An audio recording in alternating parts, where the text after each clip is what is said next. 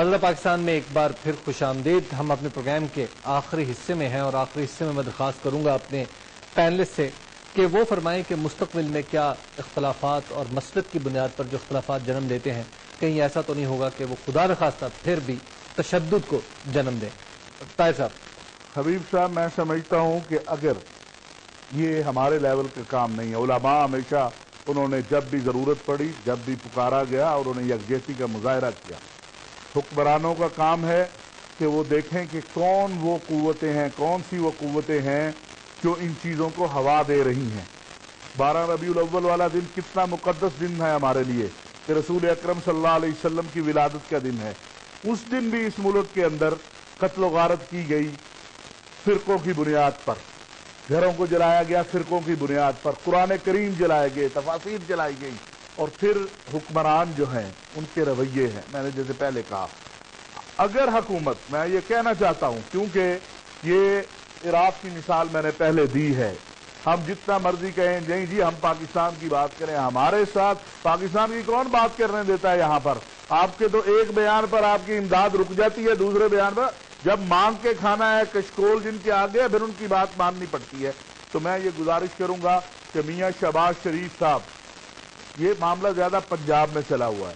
میاں شہباز شریف صاحب کانفرنس بلائیں داتا دربار میں حضرت علی اجویری کے مزار کے اوپر، وہاں دیوبندیوں کو بھی بلائیں، وہاں بریلویوں کو بھی بلائیں، وہاں اہل حدیثوں کو بھی بلائیں اور وہاں پر اکٹھا کر کے سب کو یہ جو سانحہ ہے سب سے پہلے یہ قوم کو بتایا جائے یہ ایک قومی سانحہ ہے، ہم سب اس کی مذمت کرتے ہیں. اور اس کے بعد یہ نہ کیا جائے جو ابھی ہوا ہے. میں بہت سارے اسباب ابھی کیا ہوا ہے جی، کریک ڈاؤن جی، 2 شیعہ پکڑ لو، 4 سنی دیوبندی پکڑ لو، 2 فلاں پکڑ لو. میں آپ کو بتاؤں آپ ہنسیں گے، نبینا بوڑھے کبڑے وہ جناب پولیس پکڑ رہی ہے اور آپ لوگوں کے گھروں کے تقدس پامال کر رہے ہیں. عورتوں کو جا کے پولیس ڈھنگ کے اندر یہ واقعات ہو رہے ہیں اور جگہ ہو رہے ہیں. ابھی مجھے کل ٹوبہ ٹیکسی سے کسی میرے شیعہ دوست کا فون آیا کہ یہ ایک تاجر ہے بیچارہ، اس کو پکڑ کے اندر ڈال دیا. 100-125 لوگ. میں یہ پوچھنا چاہتا ہوں پنجاب حکومت سے ان میں سے کوئی ایک اس واقعے میں ملوث ہے؟ اگر ہے تو لٹکاؤ، انتظار کس بات کا ہے؟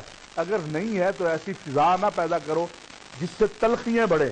آپ حکمرانوں کا کام تلخیاں بڑھانا نہیں ہوتا.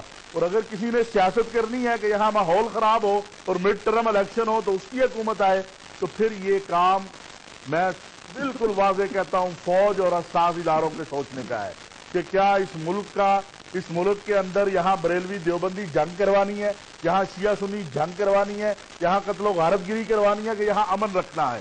کیونکہ اب تک کے جو حالات ہیں، میں تو سچی بات ہے وفاقی حکومت سے بھی اور صوبائی حکومت سے دونوں سے مجھے تو مایوسی نظر آ رہی ہے. جی شاہ صاحب. جی میں اس میں عرض کروں گا کہ اللہ تعالیٰ نے قرآن مجید میں ارشاد فرمایا ہے کہ انا نحن نزلنا الذکر و انا لہ لحافظون. ہم نے ہی اس ذکر کو، اس دین کو نازل کیا ہے اور ہم نے ہی اس کی حفاظت کر دی ہے. حالات جتنے مرضی بدل جائیں یہ عروج و زوال آتا رہتا ہے اور عقائد میں بھی بگاڑ آتا ہے، دور جدید کے مسائل میں بھی مسائل پیدا ہوتے ہیں، تجدید کی بھی ضرورت ہوتی ہے. لیکن جب ایسے معاملات ہوتے ہیں تو عقائد کے بگاڑ کو درست کرنے کے لیے مصلحین علماء حق اپنا رول پلے کرتے ہیں. اور جب جدید دور کے مسائل انسان کے سامنے ہوتے ہیں تو اس وقت مجتہدین، دین کے جو اسپیشلسٹ لوگ ہوتے ہیں وہ اس میں اپنا رول پلے کرتے ہیں. جب دینی اقدار کو نقصان پہنچتا ہے، جب اسلامی شاعر کو نقصان پہنچتا ہے اور بظاہر دین اور دیندار قوتوں کو کمزور کر دیا جاتا ہے اور ایسے لگتا ہے کہ شاید اب جو ہے وہ دین نعوذ باللہ وہ ختم ہو جانے والا ہے اور اس پر عمل کرنے والے لوگوں نے اس سے رخ جو ہے وہ موڑ لیا ہے، تو اس وقت اللہ کا وعدہ جو ہے وہ سچ ثابت ہو کر سامنے آ جاتا ہے. اس کا وعدہ یہ ہے کہ میں نے اس دین کو نازل کیا ہے، میں ہی اس کی حفاظت کرتا رہوں گا. لہذا حالات جیسے بھی بن جائیں اللہ نے اس دین کی حفاظت کرنی ہے. صرف یہ ہے کہ اس وقت جو دینی قوتوں کے، دین کا کام کرنے والی جماعتوں کے جو دین کے حالات بن چکے ہیں، ان حالات میں حضور غوث پاک شیخ عبد القادر جیلانی رضی اللہ تعالیٰ عنہ کا ایک چھوٹا سا واقعہ ہے کہ آپ ایک راستے سے گزر رہے تھے، ایک نحیف شخص کو دیکھا جو کرا رہا تھا اور اس کی سانس اکھڑنے کے قریب تھی. آپ نے اسے ہاتھ سے پکڑا اور کھڑا کیا. گلے اس کے مٹی تھی، گرد تھی، ہڈیوں کا ڈھانچہ بنا ہوا تھا. اسے جاڑا، سینے سے لگایا اور پیچھے ہٹا کے دیکھا ایک انتہائی خوبصورت نوجوان مسکراتے چہرے کے سامنے آپ کے سامنے کھڑا ہے. پوچھا بندہ خدا تو کون ہے؟ تو وہ کہنے لگا اے حضرت میں آپ کے نانا کا دین ہوں. لوگوں نے میری حالت یہ کر دی تھی، آپ نے میرے اوپر محنت کی ہے اور مجھے پھر سے ایک زندگی دے دی ہے۔ آج دین پر جو کڑا اور مشکل وقت آیا ہوا ہے، اس وقت میں یہ جو علماء ہیں جو آپس میں بیٹھ رہے ہیں، ایک دوسرے کے ہاں آنے اور جانے کی بات کر رہے ہیں، ایک دوسرے کو برداشت کرنے کے لیے تیار ہیں، ان علماء کو جو ہے وہ دن رات ایک کر کے دین کا جو صحیح چہرہ ہے وہ پوری امت، پوری دنیا کے سامنے رکھنا پڑے گا، اس کا امن والا، اس کی سلامتی والا چہرہ۔ اور میں سمجھتا ہوں کہ اس وقت جو حالات بن چکے ہیں، انشاءاللہ العزیز یہ ہم اصلاح کی طرف اب سفر ہمارا رواں دواں ہے اور یہ حالات ختم ہو جائیں گے، دہشت گردی بھی ختم ہوگی، انتہا پسندی بھی ختم ہوگی اور ہم ایک دوسرے کو برداشت کر کے انشاءاللہ کامیابیوں سے ضرور ہمکنار ہوں گے۔ علامہ محمد حسین اکبر صاحب۔ بسم اللہ الرحمن الرحیم۔ یقیناً خداوند متعال نے تو اپنے دین کی یا قرآن مجید کی حفاظت کی ذمہ داری لی ہے، لیکن ہمیں بھی اپنی ذمہ داری یاد دلائی ہے کہ ان اللہ لا یغیر ما بقوم حتی یغیروا ما بانفسہم، کہ جب تک ہم خود اپنے اندر تبدیلی نہیں لائیں گے اس وقت تک تبدیلی نہیں ہو سکے گی۔ اللہ لیس الانسان الا ما سعی، اور کوشش کے بغیر یہ کام نہیں ہو سکتا، اور یہی ہمارا امتحان ہے اور اسی پر ہمیں اجر و ثواب مل رہا ہے، جزا و سزا مل رہی ہے۔ جہاں تک تعلق ہے ان حالات میں، حکومت ذمہ دار ہے، علماء ذمہ دار ہیں، عوام الناس ذمہ دار ہیں، عالمی طاقتیں ہیں، یقیناً ہر فرد ذمہ دار ہے۔ علماء سے ایک عرصہ سے یہ مطالبہ کیا جاتا رہا کہ علماء فتویٰ دیں کہ یہ خودکش حملے، یہ دہشت گردی، یہ قتل و غارت حرام ہے۔ تمام مکاتب فکر کے علماء نے الگ سے فتوے بھی دیے، مشترکہ فتوے بھی دیے اور ایک عالمی سطح پہ بھی فتاویٰ اکٹھے کیے گئے اور دنیا کے سامنے یہ معاملہ رکھا گیا کہ کسی بھی مکتب فکر کا عالم اس قسم کی دہشت گردی کو، خودکش حملوں کو، قتل و غارت کو، بے گناہ لوگوں کے قتل کو پسند نہیں کرتا اور اسلام اجازت نہیں دیتا۔ ایسا کرنا فعل حرام ہے، وہ لوگ اسلام سے خارج ہیں، ان کا اسلام کے ساتھ کوئی تعلق اور واسطہ نہیں ہے۔ میں سمجھتا ہوں کہ فقہا، علماء، مفتیان یہ فتاویٰ دے کر اپنی کسی حد تک ایک ذمہ داری پوری کر چکے ہیں۔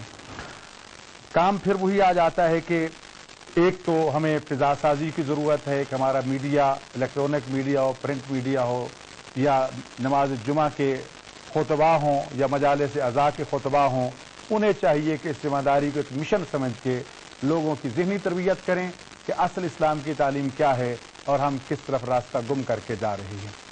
لیکن سب سے اہم ترین ذمہ داری حکومت کی ہے۔ حکومت کے پاس ڈنڈا ہے، حکومت کے پاس وسائل ہیں، حکومت کی بنیادی ذمہ داری ہے، اور قرآن مجید اس بات کی وضاحت کر رہا ہے کہ شہر مکہ مکرمہ آباد ہوا تو حضرت ابراہیم علیہ السلام نے امن کی دعا کی۔ امن ہے تو سب کچھ ہے، اس امن کی ذمہ داری قرآنی حکم بھی ہے۔ حکمرانوں کی سب سے بنیادی ذمہ داری یہی ہے کہ قیام امن کے لیے عوام انہیں وسائل دیتی ہے، انہیں وہ امن دینا چاہیے۔ اس سلسلے میں عدلیہ بھی ان کے ساتھ شانہ بشانہ کھڑی ہے، فورسز موجود ہیں۔ اگر حکومت اپنی ذمہ داری پوری کرے تو عوام کو یقیناً یہ چاہتے ہیں، کوئی تاجر یہ نہیں چاہے گا کہ فرقہ واریت یا بازار بند اور دکانوں کو آگ لگے، کوئی انڈسٹریل یہ نہیں چاہے گا کہ اس کی فیکٹری کو آگ لگا دی جائے، کوئی طالب علم نہیں چاہے گا اس کی تعلیم کا حرج ہو۔ تو مٹھی بھر اگر وہ دہشت گرد ہیں تو ان کو قابو کرنا حکومت کا کام ہے، جن کی نشاندہی ایجنسیاں بارہا کر چکی ہیں۔ حکومت یہ نہیں کہہ سکتی کہ ہمارے پاس ان کا نیٹ ورک کا علم نہیں ہے، ہمارے پاس ان کے نام نہیں ہے، ہمیں ان کا علم نہیں ہے۔ جرأت کرنے کی ضرورت ہے اور اپنی منصبی ذمہ داری کو اور اس امانت کو ادا کرنے کی ضرورت ہے جو قوم نے ان کو سونپی ہے۔ اگر آج حکمران اور عدلیہ اس کام کو کر لیتے ہیں تو میں سمجھتا ہوں کہ اس کا سلسلہ بہت جلد ختم ہو سکتا ہے۔ ڈاکٹر صاحب، آپ کیا سمجھتے ہیں کہ یہ اختلاف کچھ بڑھ رہا ہے یا کم ہوگا؟ دیکھیے، مستقبل کا علم تو صرف اللہ کی ذات کو ہے اور کسی کو بھی نہیں ہے۔ جو ہمارے ہاں آج کل باور کرایا جاتا ہے کہ بعض نجومیوں کو بھی ہے، یہ جھوٹ ہے، اور بعض ٹی وی اینکرز بھی دعوے دار ہیں۔ جی، لیکن حقیقت یہ ہے کہ امت مسلمہ اس وقت جس دوراہے پہ کھڑی ہے، اس میں دو ہی امکانات ہیں۔ ہر شر سے خیر پیدا ہونے کے امکانات ہوتے ہیں اگر رویہ ٹھیک ہو۔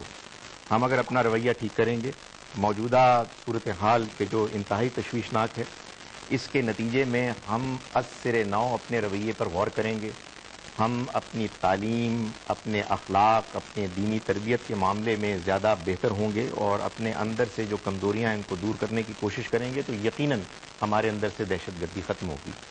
اگر ہم ایسا نہیں کریں گے تو یہ بات تو بالکل بجا بیان کی گئی، تمام علماء اس بات پر متفق ہیں کہ اللہ نے اپنے دین کی حفاظت کی ذمہ داری لی، لیکن اس نے مسلمانوں کو اس کا ٹھیکیدار نہیں بنایا۔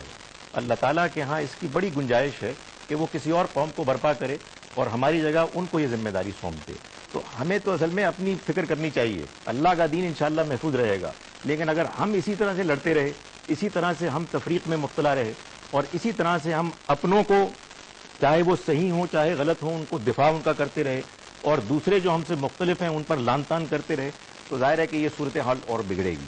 تو یہ چیز کہ مستقبل میں یہ صورتحال بہتر ہوگی یا اور زیادہ خراب ہوگی، اس کا تعلق ہمارے رویے سے، اور مجھے امید ہے اشرفی صاحب کے اس خیال کے برعکس کہ ہمارے ہاں اس ساری صورتحال کے نتیجے میں جس کو کہتے ہیں نا کہ خاموش اکثریت، وہ بہت زیادہ تشویش میں ہے اور اس بات کے لیے خواہش مند ہے کہ اصلاح ہو، بہتری ہو، اور اس کے لیے وہ دعا گو بھی ہیں اور وہ اس کے لیے چاہتے ہیں کہ کوئی پیش رفت ہو۔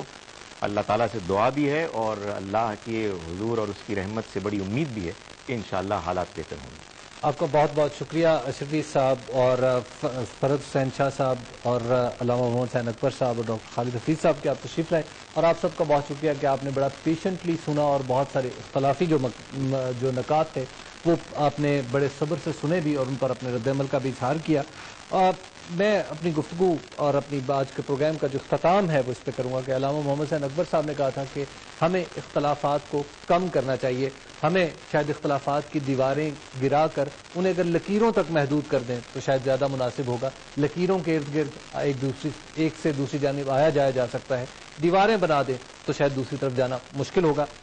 ابراہیم ذوق نے آج سے بہت عرصہ پہلے ایک شعر کہا تھا، وہی شعر میرا خیال ہے کہ اس پروگرام کا خاتمہ بھی ہے کہ گلہائے رنگ رنگ سے ہے زینت چمن، اے ذوق اس جہاں کو ہے زیب اختلاف سے۔ اگلے ہفتے تک حبیب اکرم کو اجازت دیجیے، خدا حافظ۔